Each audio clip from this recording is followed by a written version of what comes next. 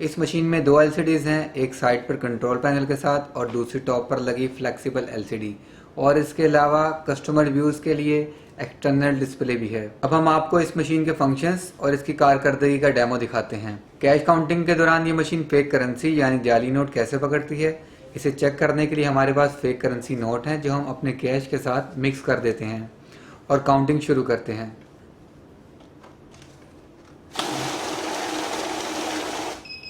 Machine ने counting शुरू की और जैसे ही तरतीब में जाली नोट आया, LCD की लाइट रेड हो गई और मशीन ने बीप अलार्म बजाकर अलर्ट किया कि ये नोट फेक है।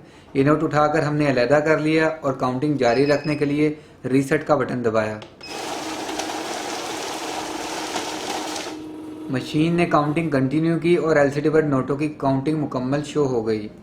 अब हम देखते हैं इसका बैच फंक्शन कैसे काम करता है। मोड के बटन से बैच फंक्शन सेट करने पर मशीन डायरेक्ट 100 नोटों का बैच सेट करती है, जिसे हम प्लस माइनस से कम या ज़्यादा भी कर सकते हैं। मिसाल के तौर पर अभी हम इस पर 50 नोटों का बैच सेट करते हैं। ये हमने नोट एंटर किए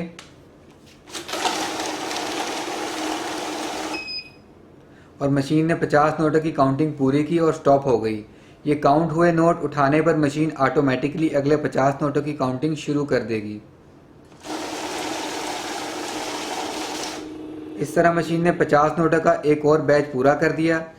आप सहूलत के साथ बहुत ही कम वक्त में 50-50 या 100-100 नोटों की कापियाँ बना सकते हैं या अपनी मर्जी के मुताबिक कम या ज़्यादा भी कर सकते हैं। नेक्स्ट हम बात करेंगे ऐड फंक्शन की। इस फंक्शन के तहत मशीन इन तमाम नोटों को काउंटिंग में ऐड करती जाएगी जो हम किसी अमाउंट की काउंटिंग के लिए इसमें फीड करेंगे। ये हमने मोड के बटन से ऐड फंक्शन सेट किया और मशीन में नोट एंटर किए और मशीन ने नोटों की काउंटिंग करके LCD पर उनकी तादाद शो कर दी। अब हम मज़ीद कैश मशीन में एंटर करते हैं तो मशीन वहीं से काउंटिंग कंटिन्यू करेगी और पहले काउंट किए गए नोटों में इनको मज़ीद ऐड करती जाएगी। हम अपनी अमाउंट के टोटल के मुताबिक जब तक चाहें इस फंक्शन को कंटिन्यू रख सकते हैं और जब चाहें इसे दोबारा ज़ीरो से स्टार्ट कर सकते हैं।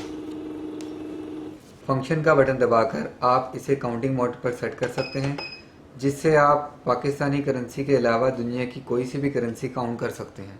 इसकी दो किस्म की करेंसी डिटेक्शन ऑप्शंस यानी MG1 और MG2 में से MG1 पर चलाना ज़्यादा एक्यूरेट नतीजे देता है और UV को हमेशा ऑन रखना चाहिए।